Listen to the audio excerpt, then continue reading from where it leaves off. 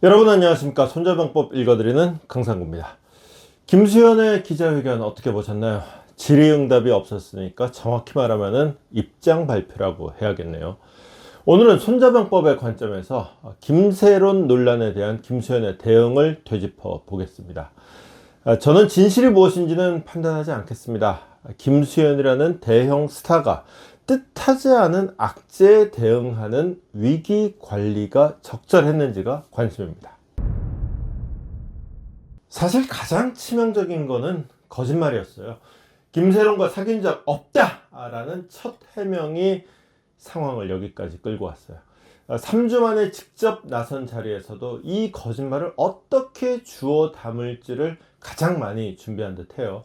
눈물의 여왕이 방영되는 중에 과거 연애를 인정하면 동료, 배우, 스텝, 제작사, 소속사에 너무 큰 피해를 끼치기 때문에 스타 김수현으로서 거짓말을 했다고 설명했어요. 다시 그 순간으로 돌아간다 해도 같은 선택을 할 수밖에 없다고도 했어요. 이거는 용서가 아니라 이해를 구하는 말이죠. 동시에 전 여자친구를 부인하는 비겁한 남자 또는 못된 남자가 아니라 딸린 식구를 위해서 자신을 희생하는 책임감 있는 남자로 자리매김하죠. 겁쟁이였다, 두려웠다 라는 표현으로 숨김없이 솔직하게 말하고 있다는 인상도 줬어요. 김수현이 욕을 먹은 건 전 여자친구를 돕지도 않고 나아가 돈 갚으라고 독촉을 해서 죽음에까지 이르게 한 살인자다 라는 오명 때문이었죠. 이 부분도 조목조목 반박합니다. 실제로는 배임을 저지르지 않고 손실 처리하기 위한 내용 증명이었지 빚독촉을 한 게 아니라는 건데, 사실 이거는 뭐 소속사가 이미 했던 말이에요. 달라진 거는 녹취가 등장한 거예요. 김세론 측에 충분히 설명해 줬고 김세론 측에서도 이해했었는데 논란이 되니까 말이 달라지더라 이거죠. 또 다른 의혹은 김세론이 미성년자일 때부터 사귀었다는 거죠. 하지만 김세론 측이 공개한 카톡 화면은 조작됐다라는 게 김수현 측의 주장이에요.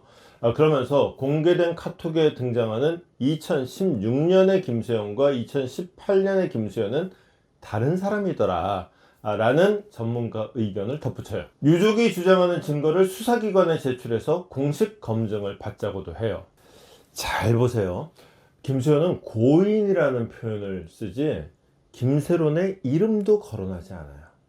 그리고 지난 몇 주 동안 내일은 무슨 사진을 올리겠다, 내일은 뭘 터뜨리겠다 라고 협박받았다고 하고, 유족이 내세운 증거와 증언은 조작됐다, 바뀌었다 라고도 했어요.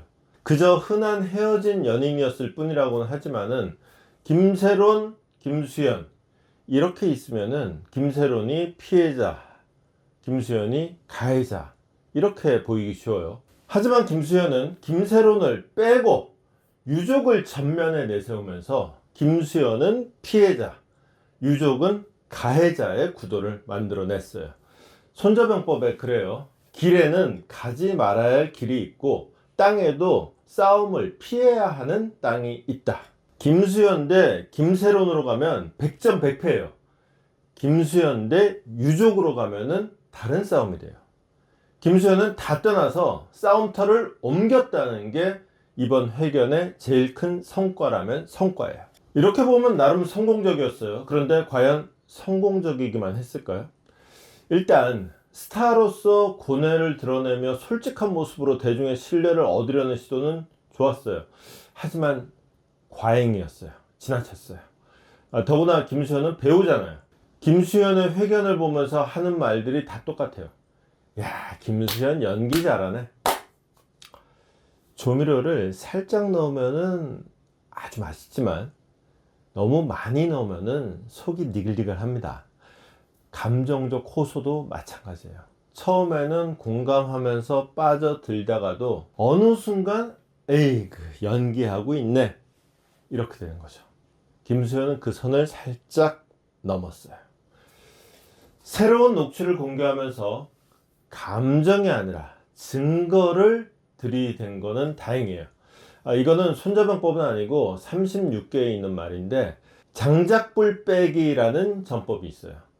부저추신이라고 하는데, 아궁이를 끄자고 막 물 퍼다 들이부을 필요가 있나요?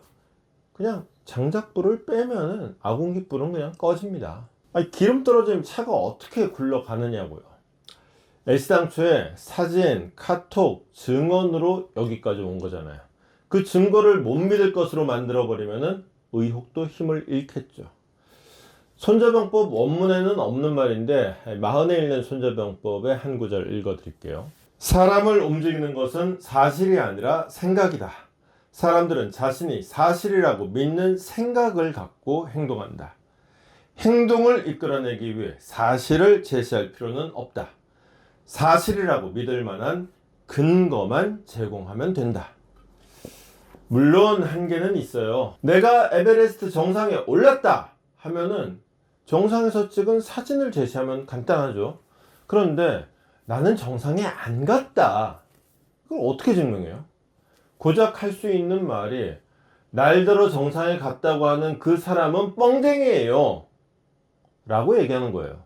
이게 법정에서 유죄를 피하기에는 효과적인 전략인데, 대중의 확신을 만들어내기에는 효과가 좀 제한적이에요. 대중의 확신을 만들어내지 못한 또 한 가지는 기자회견인데 질의응답이 없었다는 거죠. 아마 김수현의 입장문은 아주 정교하게 작성됐을 거예요. 불안불안하게 돌탑을 쌓아 올렸는데 갑자기 튀어나오는 기자의 질문에 허물어질 수 있으니까 아예 불안 요소를 제거해 보는 거죠. 다만 그 회견을 보는 대중의 마음은 어땠을까요? 뭐야, 아직도 숨기는 게 많은 거야? 뒷북 회견이었던 만큼 준비를 많이 한 티는 났습니다. 하지만 뒷북이었던 만큼 임팩트가 있었냐? 그건 잘 모르겠습니다. 아마 김수현의 팬들의 실망감은 좀 달랠 수 있을 것 같아요. 하지만 그냥 심판 노릇하는 대중들의 마음은 글쎄요. 말씀드렸듯이 진실은 각자 판단할 몫으로 남겨두겠습니다. 오늘은 위기에 대응하는 김수현의 자세를 손자병법의 관점에서 풀어봤습니다. 당연히 의견 많으실 겁니다. 댓글 환영합니다. 영상이 도움되셨으면 구독, 좋아요 부탁드립니다. 저는 더 좋은 영상으로 돌아오겠습니다. 고맙습니다.